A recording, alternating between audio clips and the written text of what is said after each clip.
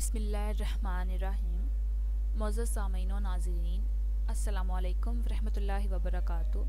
मैं उम्मीद करूँगी कि आप सब खैरियत से होंगे, खुशहाल होंगे।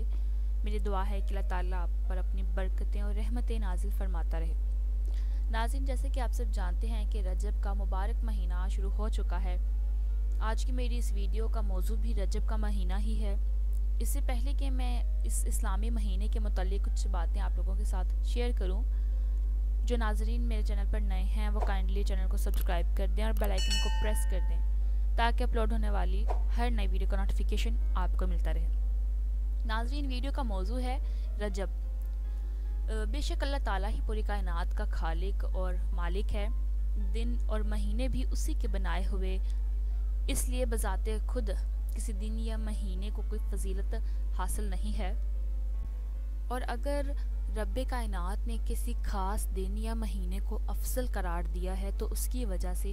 किसी खास इबादत को कोई मखसूस फजीलत हासिल नहीं होगी, और ला ये कि वही इलाही के ज़रिए इसमें किसी इबादत का खास अजर व सवाब बयान किया गया हो। इंसान महज अपनी चाहत और सोच से किसी भी इबादत का कोई भी सवाब मुतय्यन नहीं कर सकता। किताब व सुन्नत में मुहर्रम, रजब, ज़िक़द और ज़िलहज को अदब और एहतराम का महीना करार दिया गया है, जिसकी वजह से इस महीने में जंगो गारत गरी की मुमानत है और इनमें इबादत के सवाब और नाफरमानी के गुनाह में इजाफा हो जाता है। चनाचे हज़रत अब्दुल्लाह बिन अब्बास कहते हैं, अल्लाह ताला ने खसूसी तौर पर 4 महीनों को काबिल एहतराम करार दिया है और इनकी अज़मत और एहतराम को बड़ा अजीम करार दिया है। इनमें गुनाह करने के अजाब को और नेक अमल के सवाब को बहुत बढ़ा दिया है। इज़्ज़त व इज़्ज़त वाले महीनों में से दूसरे महीने का नाम रजब है, जिसके मायने है ताज़ीम करना, और इसको रजब मुज़र भी कहा जाता है क्योंकि कबीला मुज़र के लोग दूसरों की बनिस्बत इस महीने की ज़्यादा ताज़ीम किया करते थे, इसलिए इनकी तरफ मंसूब करके रजब मुज़र कहा जाने लगा। अज़मत व इज़्ज़त वाले महीनों के मुतालिक से कुरान हकीम में कहा गया है, जिसका तर्जुमा कुछ यूँ है कि हकीकत ये है कि अल्लाह के नज़दीक महीनों की तादाद 12 है, जो अल्लाह की किताब लौह महफूज के मुताबिक इस दिन से नाफिज चली आती है, जिस दिन अल्लाह ने आसमानों और ज़मीन को पैदा किया। और इनमें से 4 हुर्मत वाले महीने हैं। यही है सीधा दीन, लिहाजा इन महीनों में अपनी जानों पर जुल्म मत करो। अब इन महीनों में अपनी जानों पर जुल्म मत करो से मालूम होता है कि हुर्मत वाले महीनों में बतौर ख़ास गुनाहों से बचना चाहिए कि इनमें नाफरमानी का गुनाह ज़्यादा हो जाता है। और इसके अलावा इमाम जसाज राजी ने लिखा है कि इसमें इस बात की तरफ इशारा है कि इन बाबरकत महीनों की खासियत ये है कि जो कोई इनमें इबादत करता है उसे बकिया महीनों में भी इबादत की तौफीक मिल जाती है, और जो शख्स कोशिश और हिम्मत करके इनमें अपने आप को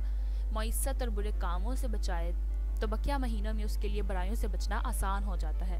इसलिए इन महीनों से फ़ायदा ना उठाना एक अजीम नुकसान है। अज़मत व हुर्मत के 3 महीने मुसलसल हैं और अहले अरब के लिए इतने दिनों तक जंगो गारत गिरी से दूर रहना बड़ा शाक गुजरता था, इसलिए वो इसके लिए मुहर्रम और सफ़र के महीने को आगे पीछे कर दिए थे,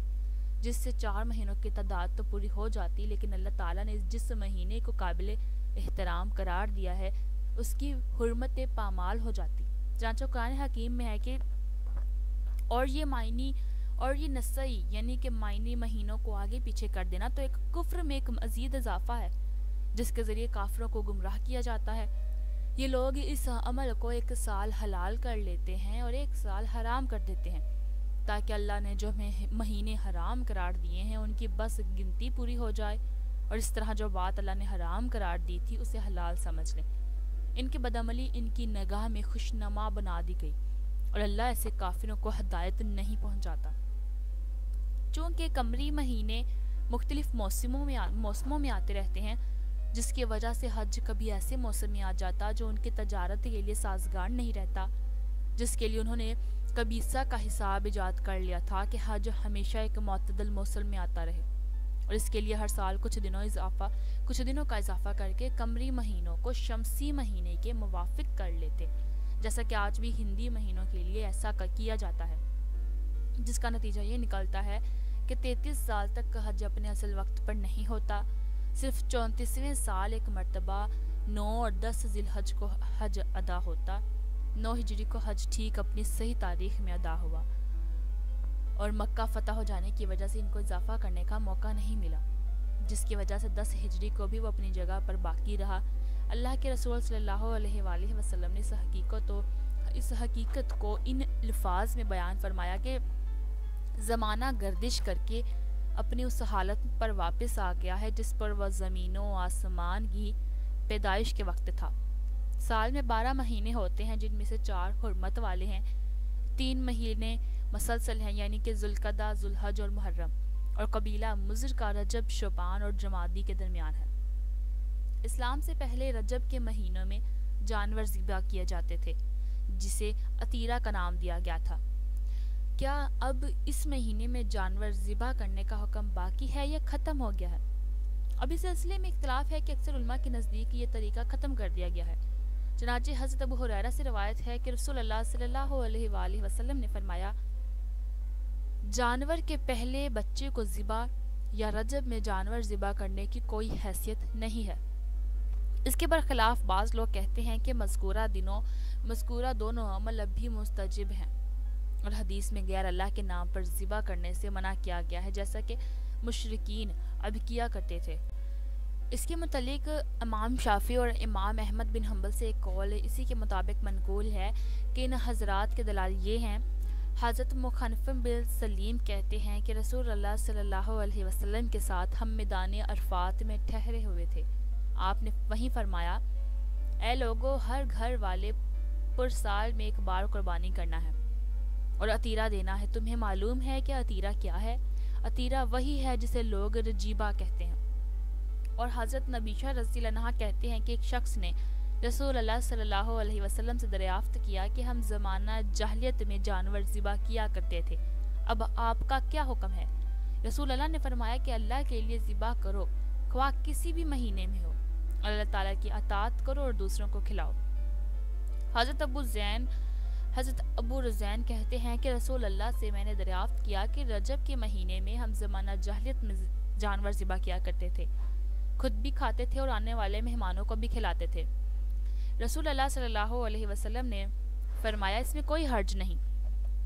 اس سلسلے کی تمام حدیثوں کے دیکھنے سے اندازہ ہوتا ہے کہ عید قربان کی طرح سے رجب کے مہینے میں ایک خاص عبادت کی حیثیت سے خون بہانے کا حکم نہیں رہا، اور ولا عتیرہ کہہ کر اس کی حیثیت کو کم کر دیا گیا۔ البتہ جانور ذبح کر کے اس کے گوشت کو ضرورت مندوں میں تقسیم کر دینا ایک ثواب کا کام ہے، اور یہ رجب کے ساتھ خاص نہیں ہے، یعنی کہ اس کی رجب کے ساتھ ضروری نہیں ہے کہ آپ رجب میں ایک قربانی کریں، بلکہ کسی بھی مہینے میں جانور ذبح کر کے اللہ کی خوشنودی حاصل کرنے کے لیے تقسیم کرنے میں کوئی حرج نہیں۔ حقیقت یہ ہے کہ زمانہ جاہلیت میں رجب کے مہینوں کو عید کی طرح منایا جاتا تھا، اور اسی دن جانور ذبح کیا کرتے تھے، جس کی حدیث میں تردید کی گئی ہے۔ چنانچہ حضرت حسن بصری کہتے ہیں کہ اسلام میں عتیرہ نہیں ہے، عتیرہ تو زمانہ جاہلیت میں ہوتا تھا، لوگ رجب کے مہینے میں روزہ رکھتے اور پھر جانور ذبح کرتے۔ اور اسی طرح حضرت عبداللہ بن عباس سے منقول ہے کہ وہ رجب کو عید منانے کو مکروہ سمجھتے تھے، اور مشہور تابعی حضرت عطا کہتے ہیں کہ نبی صلی اللہ علیہ وسلم رجب کے پورے مہینے میں روزہ رکھنے سے اس لیے منع کرتے تھے تاکہ لوگ اسے عید نہ بنائیں، اور حضرت طاؤس کہتے ہیں کہ کسی مہینے اور دن کو عید نہ بناؤ۔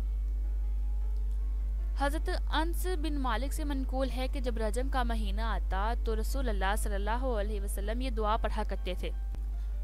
اللہم بارک لنا فی رجب و شعبان و بلغنا رمضان۔ یہ حدیث اگرچہ ضعیف ہے مگر معتد سندوں سے معقول ہونے کی وجہ سے اس میں کچھ قوت آ جاتی ہے،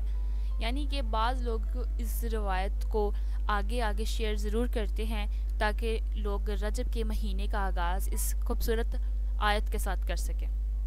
اور علامہ ابن رجب حنبلی کہتے ہیں کہ اس حدیث میں اس بات کی دلیل ہے، فضیلت والے زمانے تک جینے کی دعا کرنا مستجب ہے تاکہ وہ ان اوقات میں نیک عمل کرنے کا موقع حاصل کر سکیں۔ رجب کے مہینے میں کسی دن کوئی خاص مخصوص نماز سے حدیث سے ثابت نہیں ہے۔ رجب کے پہلے جمعے کو مخصوص طریقے پر نماز پڑھنے کا تذکرہ بعض کتابوں میں موجود ہے جسے صلاۃ الرغائب کہا جاتا ہے، مگر یہ روایتیں بالکل من گھڑت اور باطل ہیں۔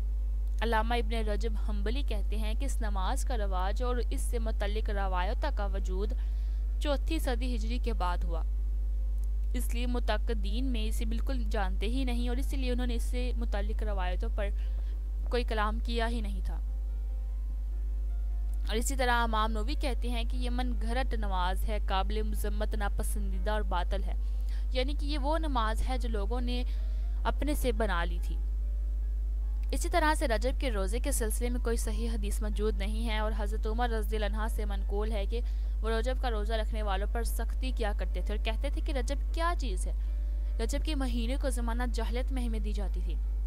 اور اسلام میں ختم کر دی گئی، اور ایک روایت میں ہے کہ وہ اس بات کو ناپسند کرتے تھے کہ کہیں اس کے روزے کو سنت نہ سمجھ لیا جائے۔ حافظ ابن حجر اسقلانی لکھتے ہیں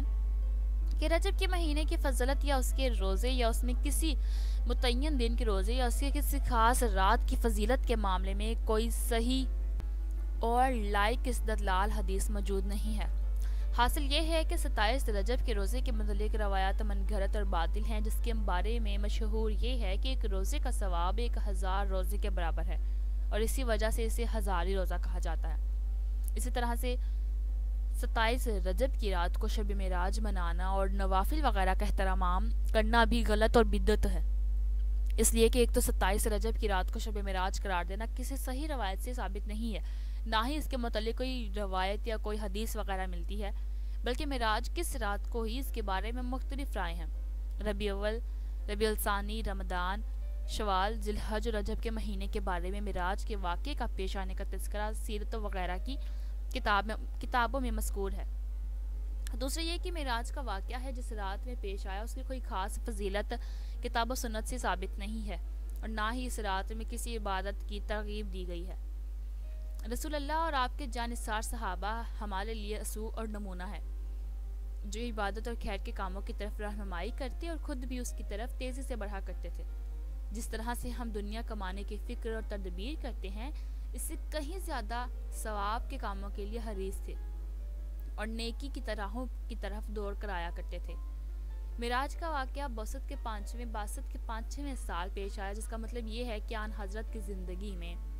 18 مرتبہ وہ رات آئی، لیکن کسی ضعیف بلکہ موضوع حدیث سے بھی ثابت نہیں ہے کہ آپ نے اس رات کے منانے کا اہتمام فرمایا۔ اور رسول اکرم صلی اللہ علیہ وسلم کی دنیا سے تشریف لے جانے کے بعد تقریباً 100 سال تک صحابہ کرام موجود رہے، لیکن کسی کے بارے میں منقول نہیں ہے کہ انہوں نے اس رات کی کوئی خاص اہمیت دی، اور جو چیز کتاب و سنت اور صحابہ کرام سے ثابت نہ ہو وہ بدعت ہے۔ بعض جگہ پر 22 رجب کو کنڈے بنانے کا رواج ہے، جسے حضرت جعفر صادق کا فاتحہ بھی کہا جاتا ہے، اور اس سلسلے میں بعض کہانیاں بھی عوام میں رائج ہیں، لیکن یہ قصہ من گھڑت ہے۔ حضرت جعفر صادق کی ذات ان واہیات سے بری ہے۔ 22 رجب کو نہ تو ان کی پیدائش ہوئی اور نہ وفات، بلکہ ان کی پیدائش تو رمضان سن 8 ہجری میں اور وفات شوال سنہ 138 ہجری میں ہوئی، بلکہ یہ شیعوں کی ایجاد ہے، لیکن کیونکہ 22 رجب حضرت معاویہ رضی اللہ عنہ کی تاریخ وفات ہے جن سے شیعہ شدید بغض رکھتے ہیں، اس لیے ان کی وفات کی خوشی میں وہ میٹھی چیز تقسیم کرتے ہیں اور اسے سینوں میں رواج دینے کے لیے حضرت جعفر صادق کے نام سے ایک قصہ بنا لیا جا کے سنیوں میں بھی رواج بڑھ جائے۔ اب اس میری پوری بات کا حاصل یہ ہے کہ رجب کا مہینہ حرمت و عزت والے مہینوں میں سے ہے، اس اعتبار سے اس کی ایک اہمیت ہے، اس لیے اس میں خاص طور سے گناہوں سے بچنا چاہیے، کیونکہ اگر آپ یہ ایسا مہینہ ہے کہ اگر آپ اس مہینے میں کوئی بھی گناہ کرتے ہیں تو اس گناہ کا جو سزا ہے وہ دگنی بڑھ جاتی ہے، اور اگر آپ عبادت کرتے ہیں تو اس عبادت کا ثواب بہت بڑھ جاتا ہے، اور اس لیے اس خاص مہینے میں آپ کو گناہوں سے بچنا چاہیے اور عبادت کی پابندی ہونی چاہیے، لیکن بطور خاص اس مہینے میں کوئی نفلی نماز یا روزہ وغیرہ ثابت نہیں ہے،